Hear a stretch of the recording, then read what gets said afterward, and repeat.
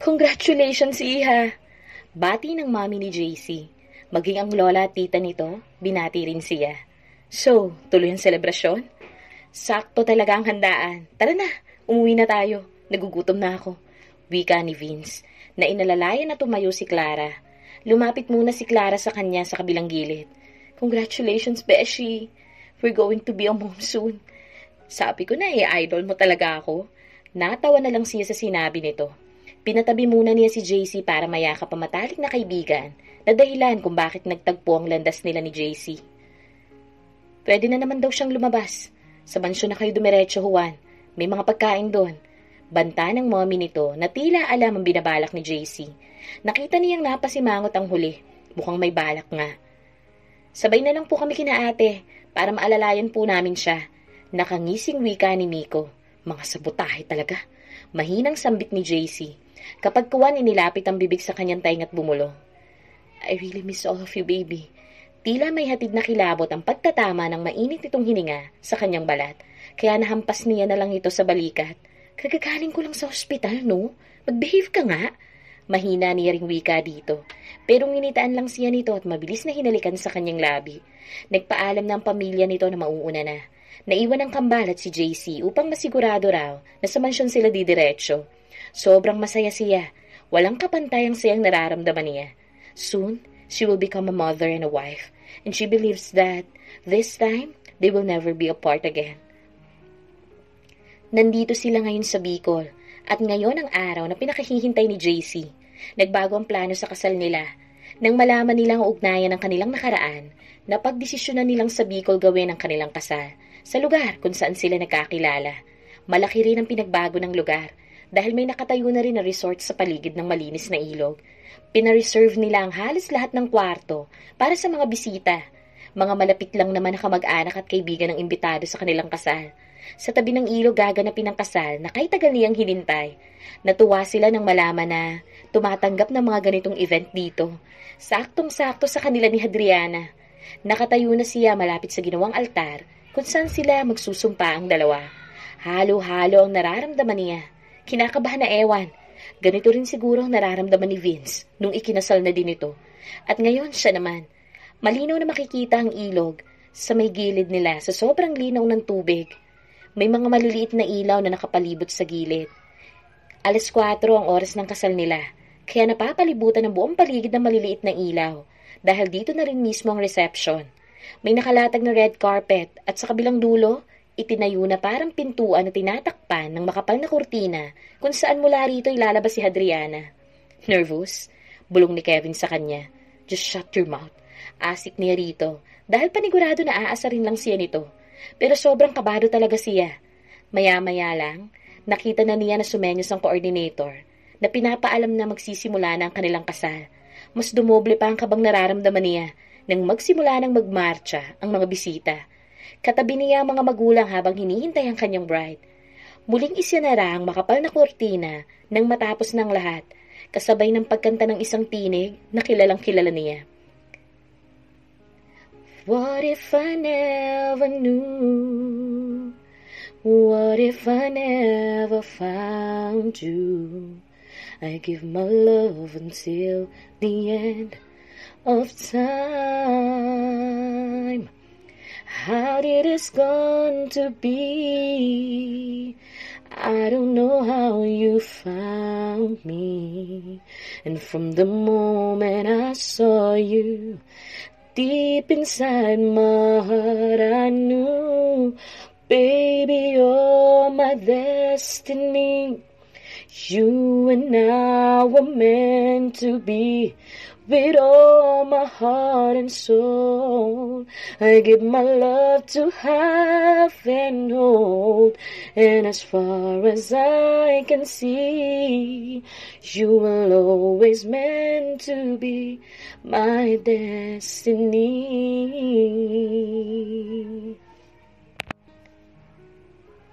Hindi na niya napigilan ang pagtulo ng kanyang luha. Kasabay ng pagbukas muli ng kurtina, bumungad ang pinakamagandang babaeng nasilayan niya habang may hawak na microphone at kumakanta. Destiny by Jim Brickman, a perfect song for the wedding.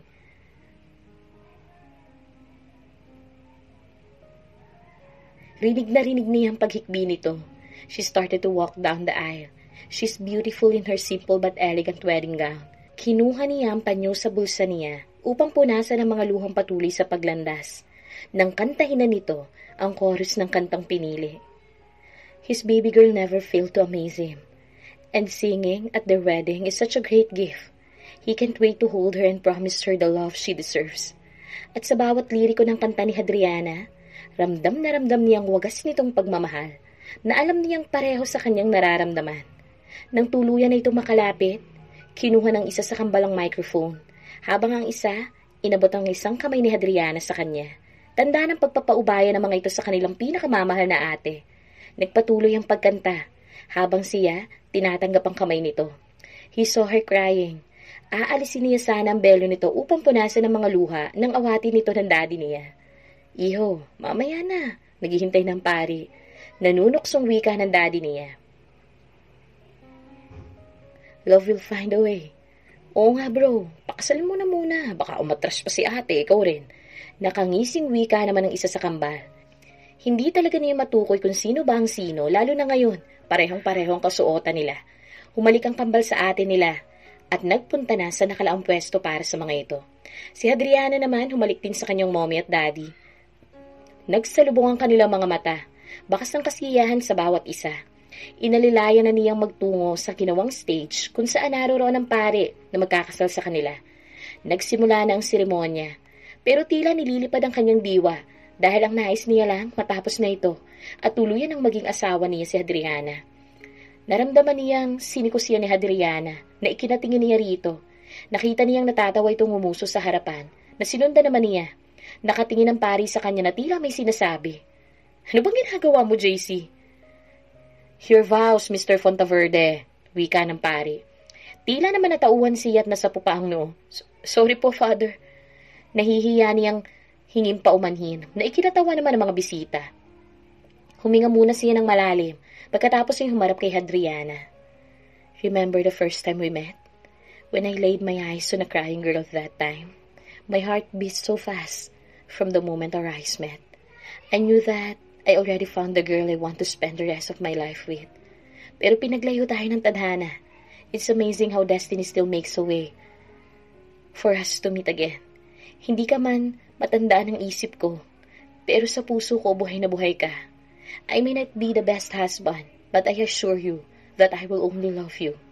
I love you, my baby girl, with all my heart. Mahaba niyang pahayag. Kita niyang patuloy na pagluha nito. JC, pasimula nito na humihikbi pa. Until now, I still can't believe that the man who became my savior will also become my husband too. Minsan, ang galing-galing din talaga maglaro ng tadhana, no? Tayo yung pinaglayo pero muling pinagtagpo. I will cherish every moment we are together.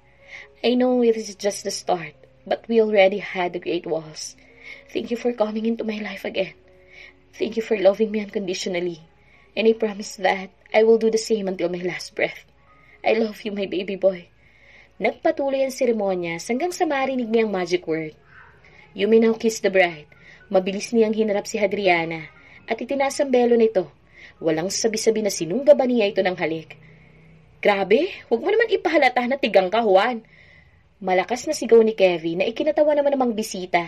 Narinig na rin nila ang palakpakan ng mga ito na maghiwalay ang kanilang mga labi, pinagdikit niya ang kanilang noo. Be ready, baby girl. 10 ako pinasabik ng mga kapatid mo, ha? Wika niya rito. Paano ba naman hindi hinayaan ng kambal na masolo niya ang ate ng mga ito hanggang hindi sila kasal?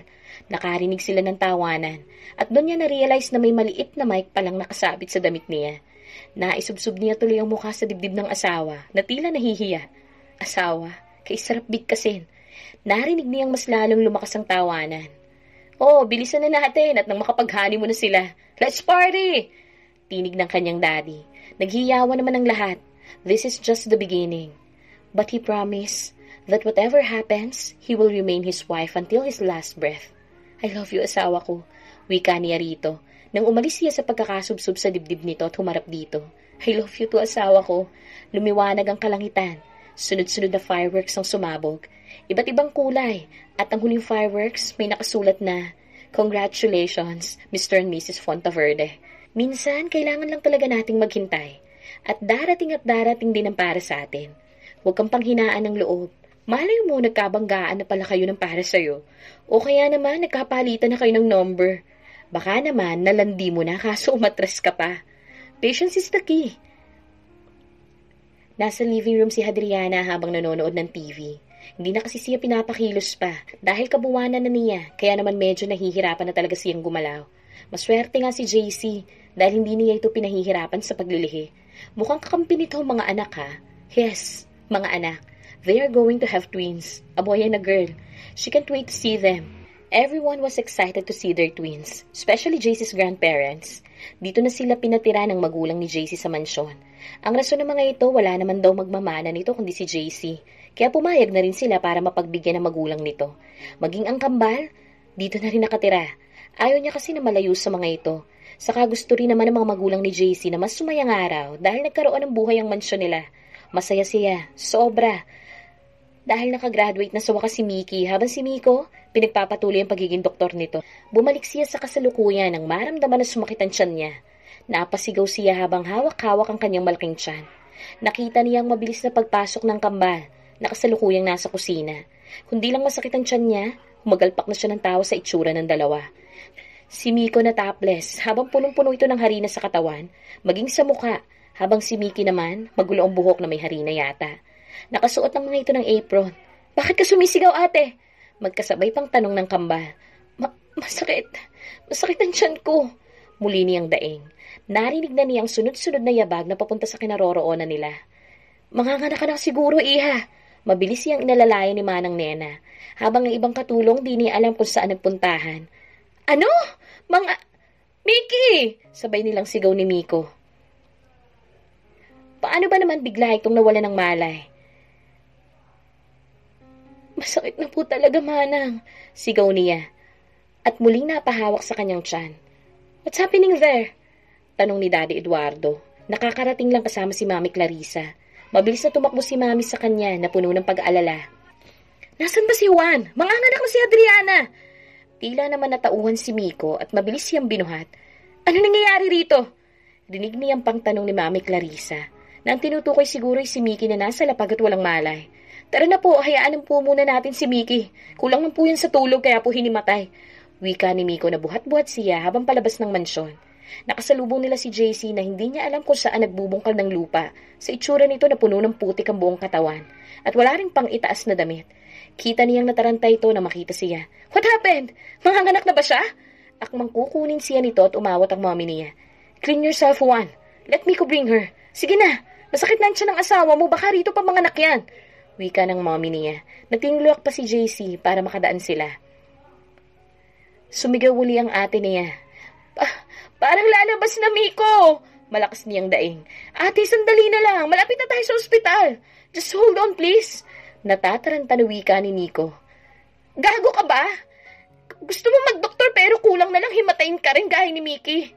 Nagawa pa niyang sermon na nito. Napahiyaw muli siya. Yan, sige, manervon ka pa. Kakampi yata namin ng kambal. Wika pa nito na hinahaplos-haplos pa ang kanyang sumasakit na tiyan. Pakiramdam niya, talagang lalabas ng kambal. Sakto namang tumigil ang sasakyan at mabilis siyang binuhat ni Miko at nilapag sa naghihintay sa kanilang stretcher. Make it faster! Lalabas na! Sigaw ni Miko na nakasunod naman sa kanila. Nasilayan niya pa si JC na hindi man lang talaga nagbihis. Narinig niya pang nagpupumilit itong pumasok pero hindi pinayagan dahil sa ayos nito. Mrs. Iri pa! Nasa labas na ang ulo! Isang mahabang ire, Mrs. Sinunod niyang sinabi ng doktora at umiri siya ng napakahaba. Tila naman nakaramdam siya ng ginhawa nang may lumabas na nga sa kanya. Muli ay naramdaman na naman niya ang paghilab ng kanyang tiyan, kaya muli siyang umiri. Tulad ng sinabi ng doktora sa huling iri niya, kasabay ng pag-iyak ng kambal. Mukhang hinihintay pa ng isang kapatid niya bago umiyak. Napangiti siya habang tinitingnan ng kambal na hawak ng dalawang nurse. Tigisa ang mga ito. Congratulations! Healthy baby girl and a baby boy. Bati ng doktora. Napaluha siya nang hindi niya namamalayan. She's a real mom now. She and JC are now truly parents. Napapikit siya nang maalala ang best friend. Kung hindi ito nakunan, siguro malaki na rin ang anak nito. Dahil nauna ito sa kanya. She missed her, but she left. No one knows where she is, but she hopes that she's in a good hands. hanggang sa tuluyan na siyang nakatulog dahil sa sobrang pagod. Kalalabas lang ni JC sa banyo ng silid na inukupan nila para kay Hadriana. Naligo kasi siya dahil sobrang dumi niya talaga. Nagtatanim kasi siya sa hardin dahil gusto ni Hadriana ng mga magagandang bulaklak at gusto nito ay mismo na siyang magtanim. Hindi nga siya pinahirapan sa paglilihi kung ano-ano na namang inuutos sa kanya. Pero ayos lang yun sa kanya dahil kahit ano pang ipagawa sa kanya, buong puso niyang susundin yun. Tawang-tawa talaga siya sa itsura niya kanina, maging si Miko na puno rin ng harina. Napasugod sila sa ospital. Hindi naman niya hinayaan na hindi masamahan ng asawa.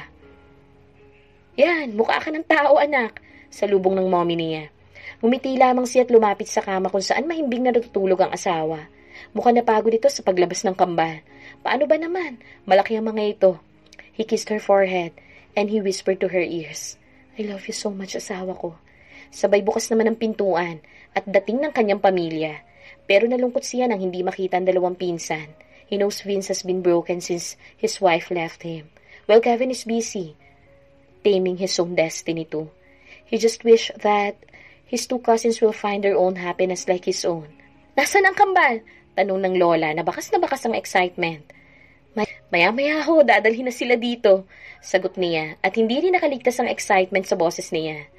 Hello everyone! Masayang bati ni Mickey na may daladalang cake at balloons na siyang pumuno ng 4 na sulok ng silid na iyon.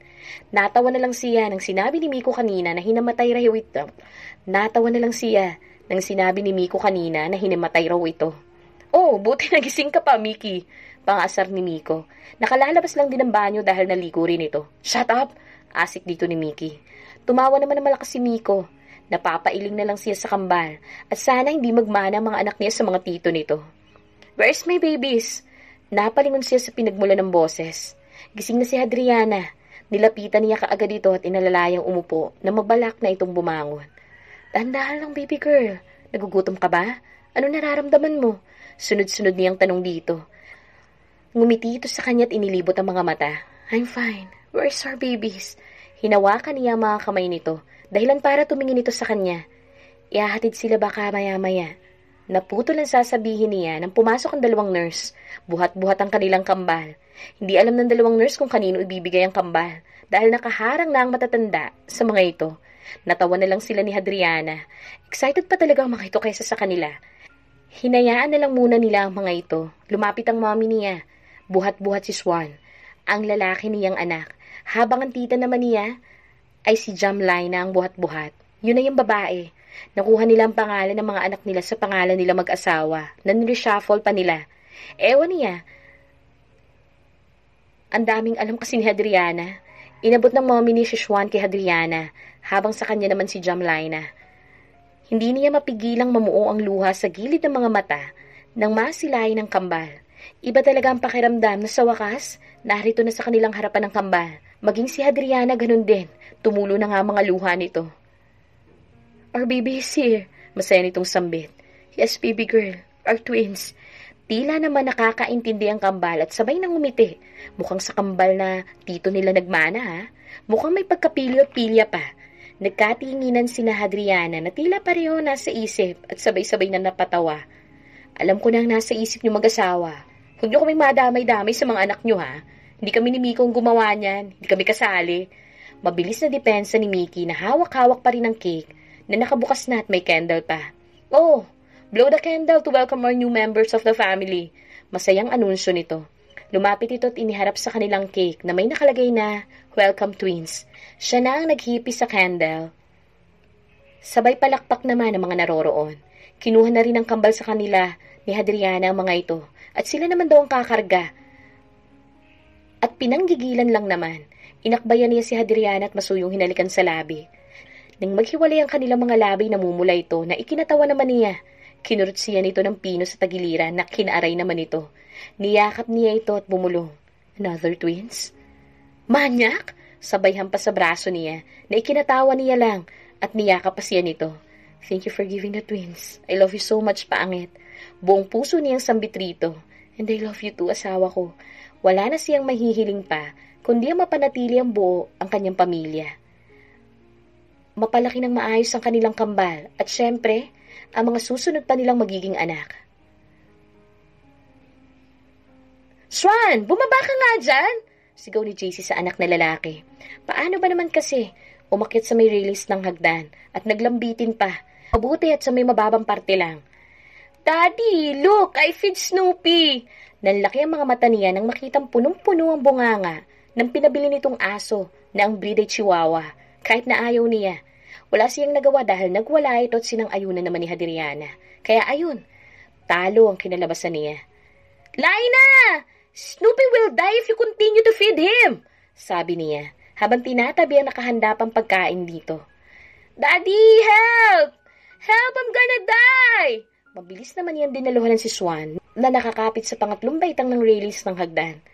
Dinala niya ito sa tabi ni Laina at namaywang siya sa harapan ng dalawa. Can you please behave? 3 taon pa lang kayo pero sobrang likot nyo na ha? Isusumbong ko na talaga kayo sa mami nyo.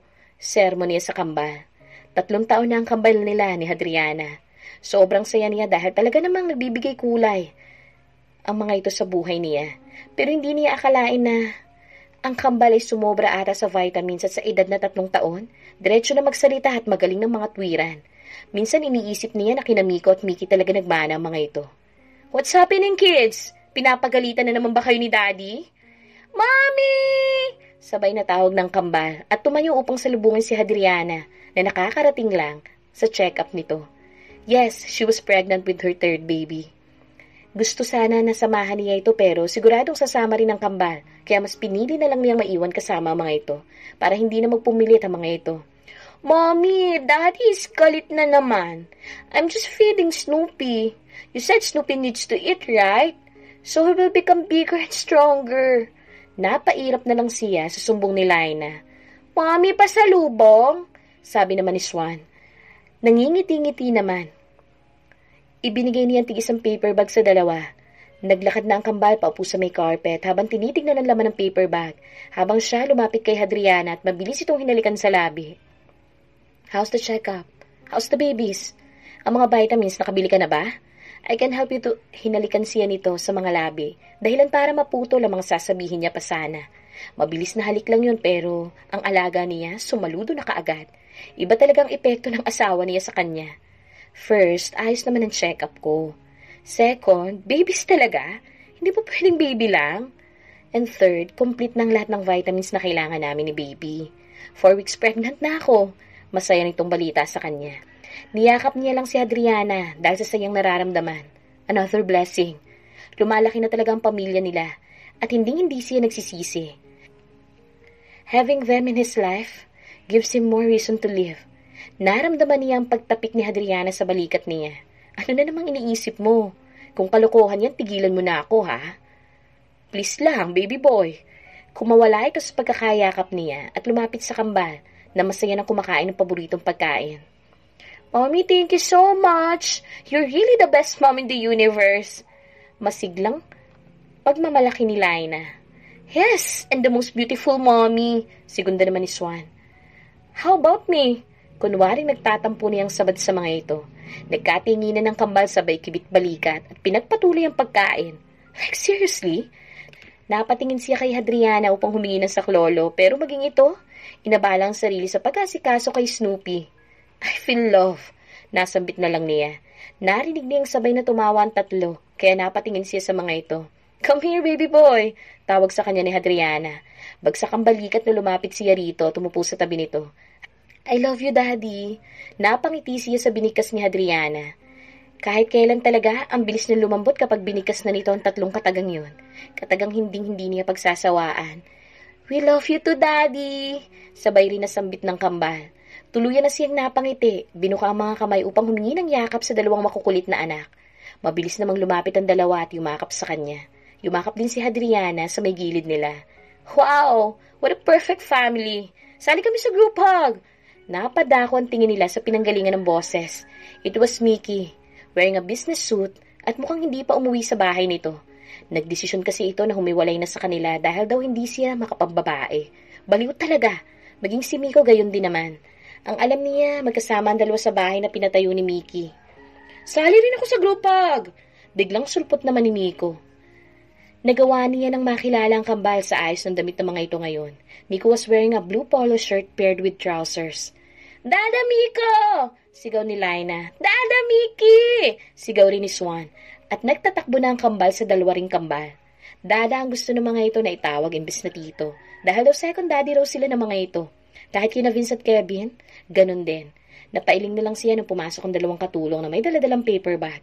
Sigurado siya na mga laruan na naman ang mga yon. Sobrang spoiled ng kambal sa mga ito. Wow! Is that for us? Excited na tanong ni Lina habang buhat-buhat siya ni Miko. Yes, baby. Sagot naman ni Miko. I have also, Dada Mickey. Tanong naman ni Swan. Of course, kiddo. For you and for Lina. Nakangiting sabi ni Mickey. Come on, dun yung buksan. Inilapag ng dalawang katulong sa harap nila mga paper bags na halatang mga branded. Kung sa bagay, the twins afford it all. At kahit anong awat ang gawin nilang mag-asawa, wala na silang magagawa, kaya hinayaan na lang nila. Nakakatipid naman sila. Mabilis na kumilos ang kambal at iniisa-isang buksan ng mga nasa loob ng paper bags. Inalalayan niyan tumayo si Hadriana upang bumati sa kapatid. Binati niya rin ang mga ito habang si Hadriana humalik sa kambal. Bakit parang tumataba ka, ate? Tanong ni Mickey. Inutusan niya naman ang katulong na dalhan sila na makakain. Nakaupo na si Hadriana sa may mahabang sofa, habang ang kambal nakiupo sa dalawang bata na tuwang-tuwa sa mga bagong laruan, damit, libro na pasalubong nila. Tumabi siya kay Hadriana, hinihintay kung anong isasagot ng kambal na kapatid. I'm pregnant, tugol niya. What? Sabay pang tanong ng kambal. Parang mga tanga lang, gulat na gulat. Parang hindi ka panipaniwala. Kung hindi lang sila nagkontrol ni Hadriana, baka nga wala pang 1 taon, ay may kasunod na kaagad ang kambal. At sigurado siya doon. Nahirapan pa nga siya na kumbisihin ng asawa na sundan na ang kambal. 3 taon pa lang ang kambal tapos buntis ka na naman? Sabi ni Miko. Ouch, Mickey! Daing nito. Dahil sinapo kasi ito ni Mickey. Anong problema doon? Nasa tamang pagitan naman para sundan ang kambal. Doktor ka ba talaga? Humarap si Mickey sa kanila. Congratulations, another baby or babies. Alam na ba ni Tita? They're out of the country. Pagdating na lang nila namin ibabalita. Mas maganda kung personal nilang malalaman, di ba? Sagot niya. Congratulations. Masaya ako. Pero pagkatapos niyan, tama na muna, ha? Aray! Nakakarami ka na, Mickey, ha? Inis na sabi ni Miko. Kung makabawal ka kasi sa kanila, parang ikaw ang magluluwal, ha? Hanggang may nabubuo pa, go lang! Natawa siya sa katwiran ni Mickey. Pero yung lingid sa kaalaman ng kambal, napagdesisyonan na niya at ni Hadriana na huli na yon. Okay na sila sa 3. O kung papalarin ulit na kambal, edi 4. Basta huling pagbubuntis na ni Hadriana to. Ate, you know what? Bibinabahay si Mickey. Aray! Nato ng atensyon nila kay Mickey na masama ang tingin kay Miko. Halatang guilty. Is that true, Mickey? Binabahay talaga? Seryosong tanong ni Hadriana. Ate, huwag ka maniwala dyan kay Miko. Wala namang alam yun eh. Depensa ni Mickey. Magsasalita pa sana si Miko ng panlakihan nito ng mata ni Mickey na hindi nakaligtas kay Hadriana. Mickey, malaki ka na. Pero kung seryoso ka naman sa kanya, pakasalan mo na. Suwestyon ni Hadriana. Bago pa makasagot si Mickey, nagsalita na si Lina.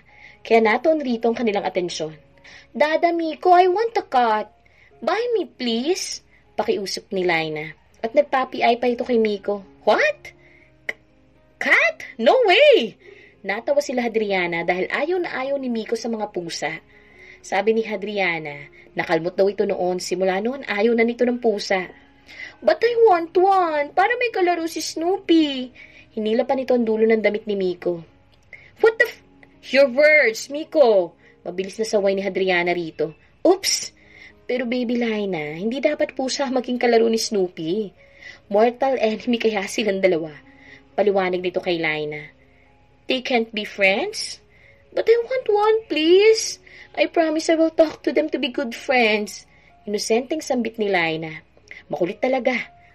Tumingin sa kanila si Miko na tila humihingi ng tulong habang si Mickey naman pinipigilan na matawa. Lina, stop bullying your Dada Miko. I know what you are doing. Dada Miko doesn't like cats. Once you have a cat here, Dada Miko will not come here anymore. Do you like that? Sabi ni Hadriana kay Lina. Mabilis naman na umiling si Lina at niyakap si Miko. Sorry, Dada Miko. I won't ask for it again. Just always visit us, okay? I love you. Hinalikan pa nito ang pisngi ni Miko. Oh, so sweet naman may baby Lina.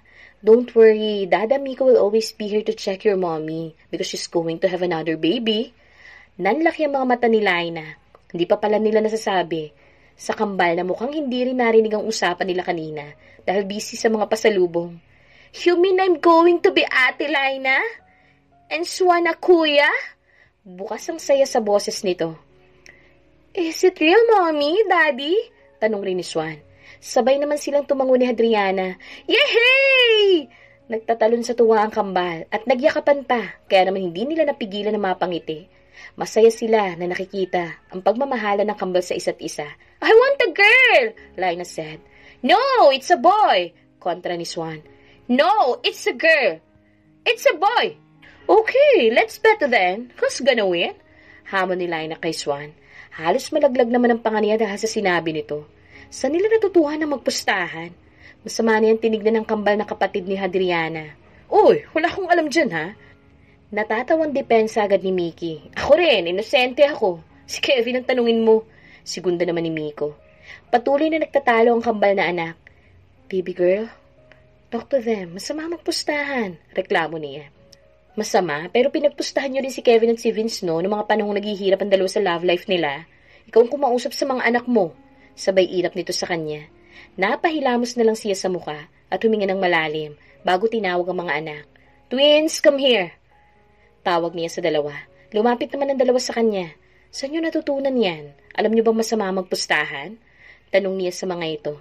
Nagkatingin na ng kambal sabay tingin sa kanya at sinabing, Sa'yo, Daddy! Gulat na gulat siya na sinagot ng dalawa. What? Nautal siya pang tanong. Narinig niya ang malakas na pagtawa ni Miko at Mickey habang si Hadriana pinalo siya sa braso. Paano sa akin? You forgot, Daddy? You remember when Dada Vince and Dada Kevin were here? You said like, what is that, Swan? Daddy, you three said that who will first get a baby this year will win. But I don't know what is the prize. Nanlaki ang mga mata niya nang maalala ang pustahan ng mga pinsan at wala sa sariling napasuntok sa hangin. Yes, yes, I won! Nagsasaya pa siya nang maramdaman niya ang matalim na titig at sigurado siya kung sino nagmamay-ari nun. Napangiwi siya nang makita si Hadriana na nakataas ang kanilang kilay. Kids, let's go to the garden. Let's play there. Rinig niya ang aya ni Miko sa kambal para hindi tayo madamay sa galit ni Mommy. Let's go! Good luck, Juan! Sigaw pa ni Mickey habang pinapalabas ang mga bata. So, mind to share about this? Seryosong tanong ni Hadriana.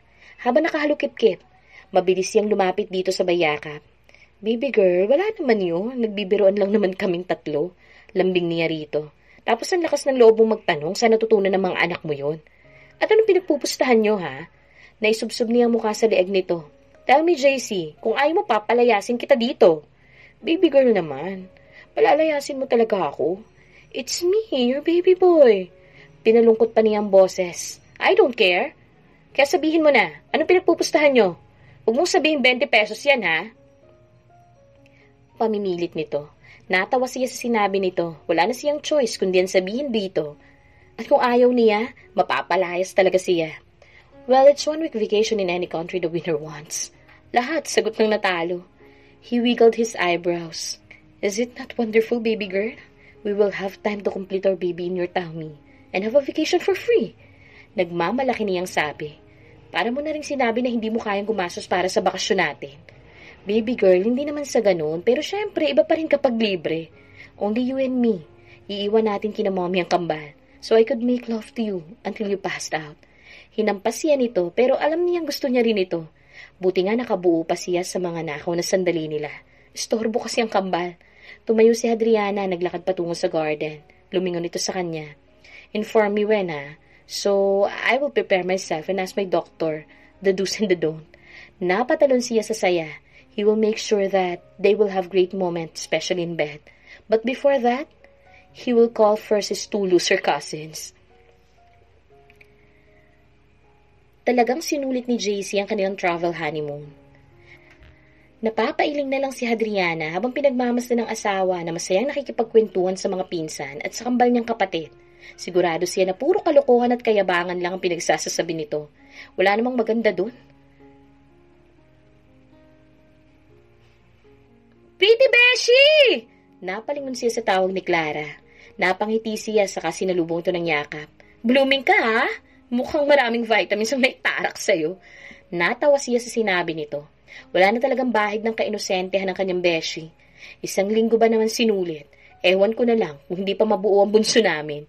Ganting biro niya rito. Sabay himas ng kanyang maliit panitiyan. 1 week vacation in Hawaii is really great. Lalo na kung libre. Dahil nga nanalo ang asawa sa pustahan nito at nina Kevin at Vince. Nag-enjoy talaga siya sa lugar. Siyempre, hindi naman pwedeng magkulong lang sila sa kwarto at puro jugjuga na lang. Kumusta naman ang beauty niya?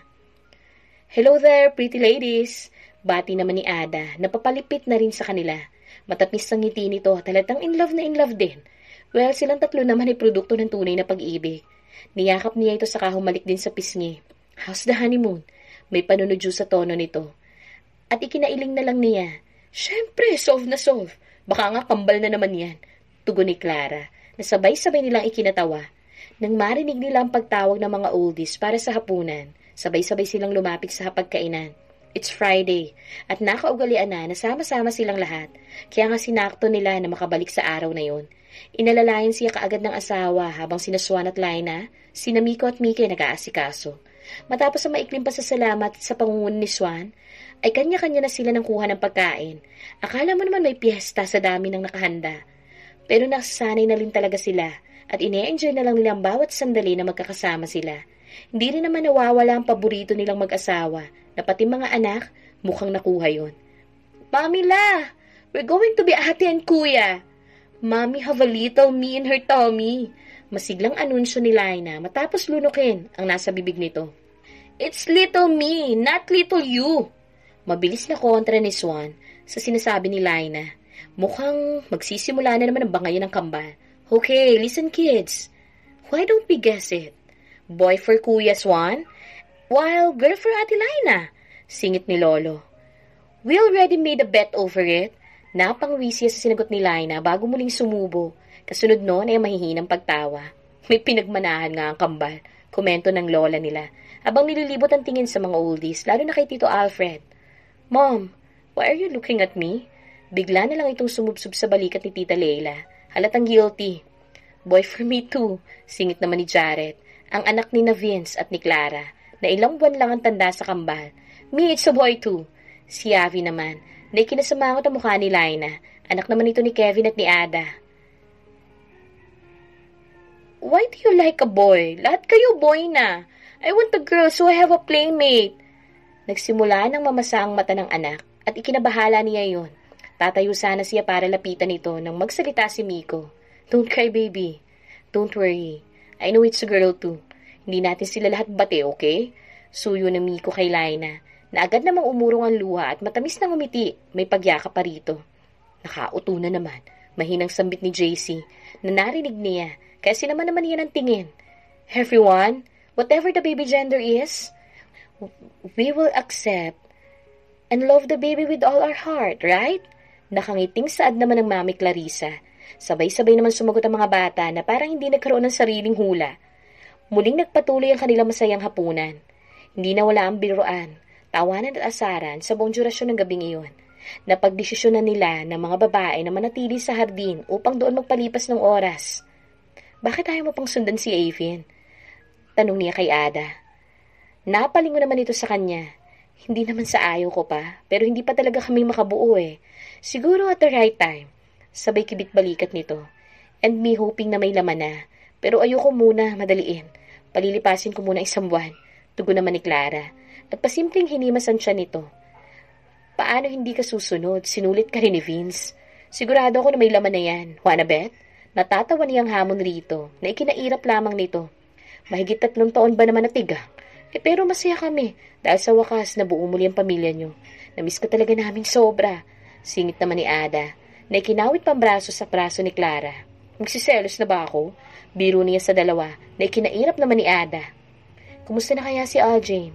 I hope she's fine. Sabay silang napatingin ni Ada kay Clara. Huli nila ito nakausap ay nang magpaalam ito na kailangan muna nitong umalis. Gusto nilang kumustahin kung ano na bang balita rito at kay Dominic. Pakiramdam pa naman din nila buntis ito pero hindi nila pwedeng basta ipaalam kay Dominic.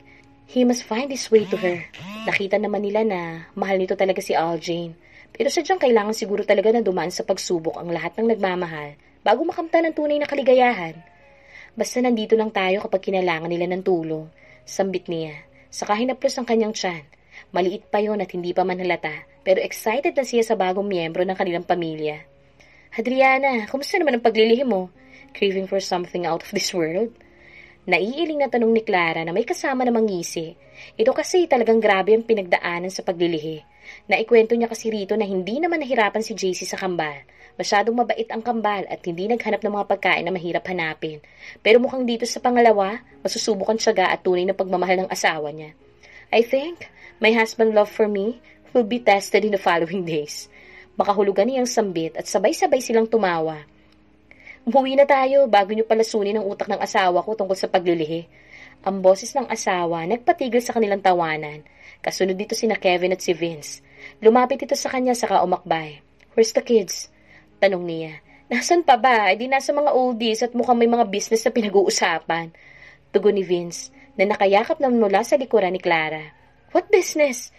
Kunot noon na tanong naman ni Clara at nilingon pa ang asawa. Business na hindi niyo gustong ma-involve. Lalo pa at kasama pa ang kambal na sina Miko at Mickey. Good luck na lang talaga sa kanilang target. Naiiling na sagot naman ni Kevin na nakaakbay naman kay Ada. Sana wala sa inyo ang target. Pero kung sakaling isa sa inyo, wala namang problema. Sabay-sabay na kumontra ang tatlong lalaki sa sinabi ni Ada habang sila nagtatawanan. Hindi maipinta mukha ni Adriana. Kanina pa siya wala sa mood at hindi niya alam kung bakit. Siguro ay dahil sa kanyang pagbubuntis. Mga 3 buwan na ang tiyan niya. Hindi naman siya pinababayaan ng asawa dahil todo asikaso ito sa kanya. Pero itong mga nakaraang araw, ayaw niya itong nakikita. Mas gusto niya makita ang kuya ni Clara na si Jacob. Baby girl, I'm home! Malakas ang boses ng asawa na kanyang naririnig. Nanatili siyang nakahiga at nakatalukbong ng kumot. Baby girl, are you okay? May masakit ba sa'yo? Masama bang pakiramdam mo? I will bring you to the hospital. Nothing! And please stop asking me, okay? Ayoko marinig ang boses mo. Naiinis niyang sagot at mas hinigpitan ang hawak sa comforter nang maramdaman na inaalis iyon ng asawa. Baby girl naman, stop doing it. Nasasaktan na ako. Bakas ang sakit sa boses nito pero ewan niya kung bakit wala siyang maramdaman na awa. Imbes mas lalo siyang naiinis. Bakit naman kasi ganitong epekto ng pagbubuntis niya? Hindi siya nagsalita para sagutin ang asawa. Bagkus na natili siyang nakatago sa ilalim ng comforter. Fine, bababa na lang ako para tignan ng kambal. Call me once you need anything o kaya kapag tapos niyang topak mo. Naramdaman niya ang paghalik ng asawa sa kanyang noo. Kahit nakatalukbong pa siya, pasimple pa nitong hinimas ang braso niya. Nang marinig niya ang pagbukas at sara ng pinto roon, sakalang siya bumangon at sumandal sa headboard ng kama. Kinuha ang cellphone niya na nasa bedside table. Tinawagan ng kanyang beshi. 2 ring lang, sumagot na ito. What can I do for you, my beshi? Masiglang sagot nito. Mukhang nadiligan na naman ang buntis. Yes, buntis din ito at tama ang hula niya noon. Beshi, I don't know what is happening to me. I don't want to hear her see my husband. Napanguso pa siya na para bang nakikita siya nito. Oh, because of your pregnancy, right? Hindi naman kaya dahil sa hindi mo na siya mahal? I don't know, Beshi. Nailayo niya ang cellphone sa kanyang tainga dahil sumigaw ito. Narinig niya pa ang natatarantang boses ni Vince. Nag-aalala siguro. Bakit naman kasi sisigaw? Narinig niya kinausap nito ang asawa. Beshi, umayos ka ah. Kapag kuha na isaad nito na mukhang siya na ulit ang kausap, napabuntong hininga na lang siya. Beshi, I love him so much. Pero this past few days, naiirita ako kapag nakikita ko o naririnig ko ang boses niya. Kwento niya rito. Pauwiin mo muna siya kina tita. In that way, baka magbago ang kagustuhan mo. Suhestyon nito. Or try to talk to your in-laws para may ideya sila at hindi ka magmukhang masama. I know they will understand you, but one might take it against you. Alam ko na mahal ka niya, pero syempre, masasaktan talaga yun. Bakit naman kasi sa dinami-dami ng pwede maging epekto ng paglilihim mo, ang pag-ayaw pa sa asawa mo? She heard her desk. Mukhang pati ito na stress na rin sa problema niya. Sige na, Beshi. Ako nang bahala. Nadamay ka pa na mas stress. By the way, kailan kayo magkikita ng kuya mo? Sinasabi ko na nga ba?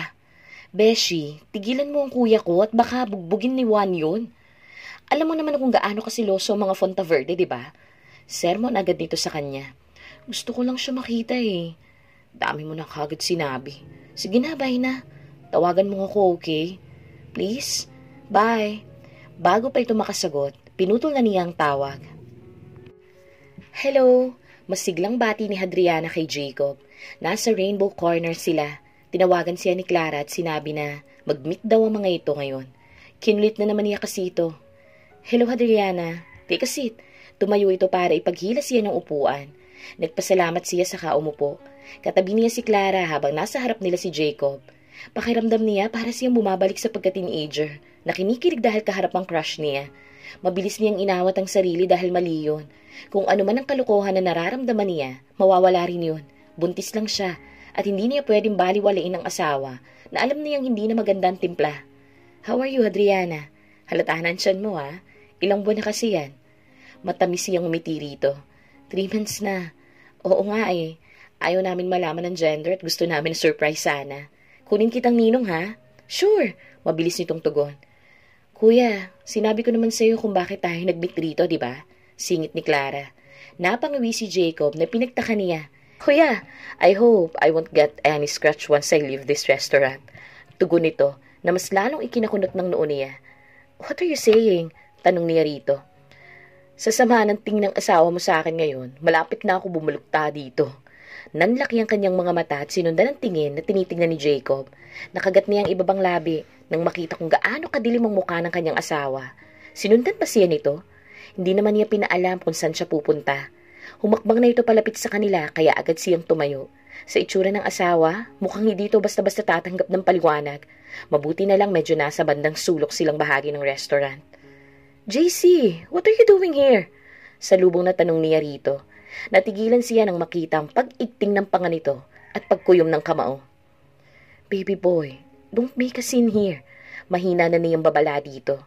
Nang tignan siya ng asawa, nakita niyang pagrehistro ng halo-halong emosyon sa mga mata nito. Why do you need to meet him?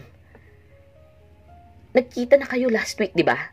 Halata na pinipigilan nito na sumumbulat ang galit na bakas naman sa mukha nito. Bro, calm down. Awat ni Jacob at sinenyasan si Clara na tumayo at tumabi rito. Take a seat and let's talk.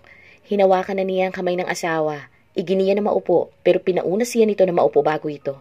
Namaya niyang katahimikan. Pakiramdam niya para siyang nahuli na gumagawa ng kataksilan. Wala namang ganun. Care to explain to me? What's really happening? Bakit napapadalas ang pagkikita ninyo ng asawa ko? Are you trying to steal her from me? Sunod-sunod na tanong ni JC na ikinaawang naman ang kanilang bibig. Bro, walang ganun.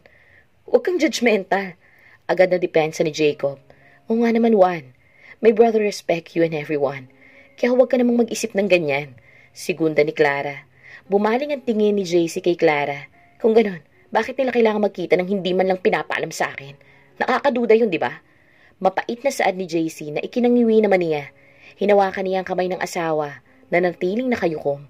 Baby boy, I'm sorry. It's my decision to meet him again. Actually, I don't know, but I want to see him. Mas dumilim yata ang mukha ng asawa. I think it's part of my pregnancy. I can explain too. Basta, yun lang ang nararamdaman ko. Paliwanag niya rito. Baby girl naman, sa dami ng lalaki sa kanya pa talaga. Bakit ako? Bakit ako ayaw na ayaw mo ako nakikita? Sinabi ni mommy na bahagi lang siguro yun ang paglilihim mo. Pero baby girl naman, masakit pa rin yun. Because I want to be part of your pregnancy. But I'm trying my best to understand you. Pero ang malaman na pinaglilihian mo si Jacob, it's a no, baby girl. Please. Okay, ayaw mo ako makita. Pero wag mo naman ipalit ng kumag na yan sa akin. Kumag talaga? Ang gwapo ko kaya? Shut up! Hindi ko ang kausap ko. Asik ni JC kay Jacob. Bumaling muli ang asawa sa kanya. Uwi na tayo. Hindi ko matagalan nakikita na nag-e-enjoy ka sa pagmumukha niyan. Nagkatinginan sila ni Clara at nagkibit-balikat ito. Habang siya, halos maluha na naman. Pwede ba na kumain na muna tayo kasama sila? Mahina niyang sambit. At napahikbi pa siya. Yumuko siya para itago ang nagbabadyang luha sa kanyang mga mata. Narinig niyang sunod-sunod na mura ng asawa. Walang nagawa si JC kundi pagbigyan ng asawa sa gusto nito. Kahit naiirita siya sa pagmumukha ni Jacob, tiniis niya para sa asawa. Buntis ito at bawal ma-stress. Bakit naman kasi sa dinami-rami ng pwedeng maging epekto ng pagbubuntis, nasama pa ang kagustuhan nito na makita ang pagmumukha ni Jacob. Hindi siya insecure dahil alam niyang mas pogi siya rito. Sadyang natatamaan lang ang pagkalalaki niya. Siya yung tatay pero itong nasa sinapupunan ni Hadriana, tila inaasar talaga siya. Pinagsilbihan niya ang asawa kahit busy ito sa pakikipagkwentuhan kay Jacob. Sobrang pagtitimpi niya dahil talagang nagsiselo siya. Mabutit tinawagan siya ni Kenneth na nakita niya raw si Hadriana at Clara na kasama nga si Jacob dito sa restaurant bago ito umalis para i-visit ang iba pa nitong branches. Nagmadali talaga siya na makapunta kaagad. Kulang na lang, banggain niya ang lahat ng humaharang sa daraanan niya at makang umayo naman sa kanyang sitwasyon. Dahil walang traffic ngayon, ilang araw o linggo na siyang iniiwasan ng asawa. Ayaw siyang makatabi sa pagtulog, lagi yung kambalang katabi. Ayaw rin siyang kausapin. Pinalampas niya lahat yun dahil sinabi ng mommy niya na baka epekto lang ng pagbubuntis nito. Hanggang maaari, ayaw niyang maging isip bata sa sitwasyon ngayon ng asawa. Binuntis niya ito, kaya dapat lang natiisin niya ang kapalit. Pasasaan ba matatapos din ang eksena na yun kapag nailabas na ng asawa ang kanilang bunso? Nakahinga ng maluwag si JC nang sa wakas magpaalam na ang asawa kina Jacob at Clara. Tanging-tango lang ang sinagot niya sa magkapatid at atat na siyang mailayo ang asawa sa kutong lupa na yun. "Where are the kids?" tanong ni Hadriana habang minamaniobra niya palabas ang kotse sa parking lot. "With mom and dad," tugon niya nang tuluyan ang makalabas. "Diretso ba tayo doon?" "Nope." Maingat ang kanyang pagmamaneho pero may kalakip na pagmamadali. Gusto niya makauwi at makausap ang asawa. Miss na niya ito at susubukan niya na makaisa habang wala ang kambal na sinadya niyan talagang ihatid sa mga magulang niya. "Why?" muling tanong ng asawa at ramdam niya ang tingin nito sa kanya. "We need to talk." "I think," tugon niya at mabilis itong sinulyapan. "Talk about what?" "Later, baby girl." Hindi na ito muli pang nagtanong na mas pabor naman sa kanya pero pasimple niya itong sinusulyapan. Napailing at napangiti siya nang makita ang tila nakatulog na ito. Ang bilis naman. Nang makarating sila ng bahay, maingat niyang binuhat ang asawa. Dinala sa kanilang silid. Nagbilin pa siya na huwag silang iistorbohin. Ang rason, kanya na lang yun. Nang mailapag ang asawa, ay matiim niya itong tinignan. Wala pa rin kupas ang taglay nitong kagandahan. Hindi niya talaga makakalimutan kung paano ba nagsimula ang kanilang pag-iibigan. Hinawi niya ang ilang hibla na naligaw nitong buhok. Saka hinaplos ang pisngi nito. Mahal na mahal niya ang asawa niya at hindi siya papayag na magkasira silang dalawa. Bahagya itong gumalaw at dahan-dahan na nagmulat ng mata. Nagsalubong ang kanilang mga tingin. "Baby boy," malamyos nitong tawag. Agad naman na pumatong ang kamay niya sa ibabaw ng halata nitong tiyan. "Yes, baby girl," tugon niya at dinampian ang halikan labi nito. "I miss you so much, baby girl." His voice becomes heavy as his hand slightly moves on her belly. Hindi niya alam pero bigla siyang nagkabuhay nang hawakan nito ang kanyang pisngit hinaplos. "Are you mad at me?" May bakas ng kalungkutan ng boses nito, kaya naman lumipat ang kamay nito sa mga pisngi niya at humaplos sa tiyan nito. Pinisil niya yon at buong pagmamahal na pinakatitigan na nag-iisang babaeng iniibig niya. "I'm not. Hindi ko magagawa na magalit sa'yo. Alam mo yon, baby girl. But I'm freaking jealous. I want all of you to be mine alone. I'm possessive with you, and you know that, right?" Dinaman niya ang kamay nito na nasa pisngi niya. Inilapit nito ang mukha saka siya hinalikan sa mga labi. At bago pa siya makaganti, pinutol na nito. Hinabol niya pa mga labi nito na ikinatawan ng asawa. "Not so fast, baby boy. Tell me, how you would forgive me?" Paglalambing nito, saka nagsimulang maglakbay ang kamay sa kanyang balikat patungo sa kanyang braso. Habang pumupungay ang mga mata nito. "Baby girl, don't tease me, okay? Ganitong miss na kita, baka hindi ako makapagpigil niyan." Nakagat niya ang pang-ibabang labi. "Hayaan mo, bumabawi ako sa'yo. This is my way to say sorry even though it's not my intention to hurt you." Ngumuso ito na parang bata. Pero patuloy pa rin ang paghaplos sa kanyang katawan habang ang isang kamay nakakawit sa kanyang leeg. "But I really enjoy seeing Jacob eh." Pinutol niya sa pamamagitan ng isang masuyong halik. Tinapos niya ang kanilang halikan dahil kailangan niyang sumagap ng hangin. Pinagdikit niya ang kanilang noo. "Don't talk about anything, baby girl. I badly want you, please." Habol niya. "Okay, but be careful. Remember our bunso." Lumawak ang kanyang pagkakangiti at walang sinayang na oras na inangkin ng asawa. Dahil hindi niya alam kung pagising nila bukas, baka ayaw na naman siya nito makita. Kaya habang nagpaparaya pa ito, Susulitin na niya na maangkin ng asawa. At ang mga sumunod na kaganapan na puno ng ungol ang 4 na sulok ng silid nila. Ungol mula sa 2 taong buong puso na inaangkin ng isa't isa. Mabilis ang paglipas ng mga araw, buwan at taon. 10 taon na ang lumipas mula nang magsama sila bilang mag-asawa. At sa loob ng mahigit 10 taon na yon, walang pagsidna ng saya na nararamdaman ni Hadriana. Having 3 kids was enough to be grateful. At sa mga taon pang darating, masisiguraduhin niya na patuloy niyang papahalagahan ang pamilyang binuo kasama ang pinakamamahal niya. Are you ready, baby girl? Napalingon siya sa asawa, nakakapasok lang sa silid nila. At kahit 10 taon na ang lumipas, her husband remains as one of the handsome men in her eyes. Baby girl, stop staring at me like that. May lakad tayo, at alam ko na ayaw mo na malate. Natawa na lang siya sa sinabi ng asawa. Why? Is it bad to admire how handsome my husband is? Paglalandi pa niya sa boses. Gusto talaga niyang asarin ng asawa. Alam niya naman kasi kung ano ang kahinaan nito. JC groaned. At bago pa niya itutuluyang matukso, nagmamadali na siyang tumayo. Baby girl, ikaw ha, napakanuwati mo talaga. You really know how to tease me ha. Naramdaman niya ang pagsunod nito. Huminto siya nang makalapit ito at inakbayan siya sa kahinalikan sa kanyang sentido. Mabuti na lang, ayaw niyang masira ang kanyang ayos. I love you so much. Ngumiti siya at niyakap ang isang braso rito. I love you more, baby boy. Don't worry, you will have me later. Hinila niya ang asawa pababa. Mahirap landiin at masyadong mabilis pumatol. Nang makababa sila, naririnig na nila ang mga anak, lalo na ang kambal na nagtatalo. I told you, I don't like it, Swan! Matinis na sigaw ni Lina. Whatever, Lina. What do you want? Wear that piece of clothes that almost shows your body? Nagdamit ka pa. Go back to your room and change now. Ang galit naman na boses ni Swan. Bakit bang iingay nyo? I'm reading here, okay? Sabad naman ang bunso nila na si Zero. What is happening here, kiddos? Tanong ni JC. Nang makalapit sila sa mga anak, nakapamewang si Lina habang nakaupo sa may single couch si Zero. Nakasalampak naman sa carpet ang kanilang bunso. Daddy! Mabilis na lumapit si Lina kay JC at yumakap rito. Habang iginiya ang huli palapit sa kakambal nito, napailing na lang si Hadriana na nasundan ng dalawa. He's so annoying, Daddy! What is wrong with my clothes? Bumataw na ito sa pagkakayakap kay JC. Saka humarap dito kasabay ng pag-aksyon ng mga kamay nito para ipakita ang kabuang ayos. Narinig niyang mahinang pagmumura ni JC, maging siya na pailing. Crop top na kulay white at maong na palda ang suot ng kanyang unika iha. Lina, don't you have other clothes? Something formal. A dress maybe? Mahinahon na tanong ni JC. Masyadong malapit si Lina sa daddy nito, na kahit anong gustuhin nito masusunod o nagagawa ng paraan ng asawa.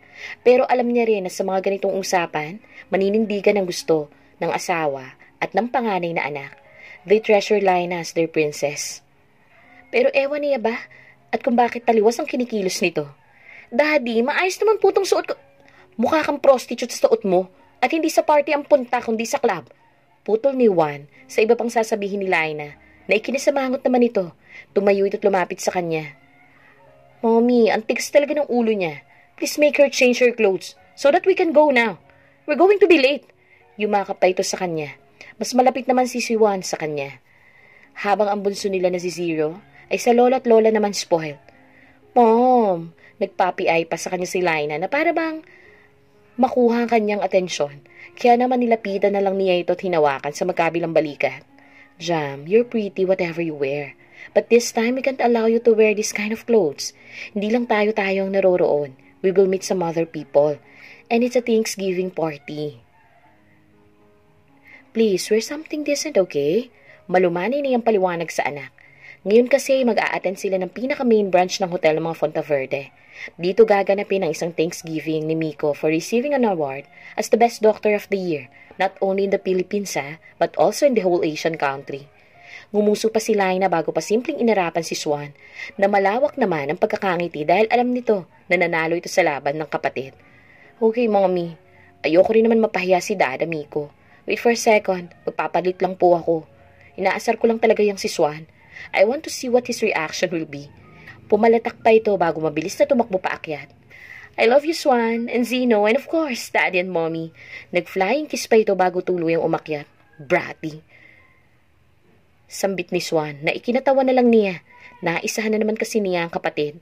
Ang OA mo kasi talaga, kuya. Hindi ka pa nasanay kay Ate Laina. Napalingon sila kay Zino. Napatayo na at nakasara na ang binabasang libro. Ikaw na ang genius. Ganti naman ni Swan, pero may himig naman ang biro sa boses nito. I'm so grateful, baby girl. Once again, thank you for coming into my life. Inakbayan siya ng asawa, saka hinalaka na mabilis sa mga labi. Natawa na lang siya. And I love you too, baby boy. And thank you for saving me again. Mas lumawak na ang pagkakangiti ng mag-asawa nang yumakap na sa kanila sina Zero at Swan. Sali rin ako! Nagmamadaling bumaba si Laina, saka nakisali na rin sa kanila. The family she thought she would never have. But now, it's more than what she prayed for.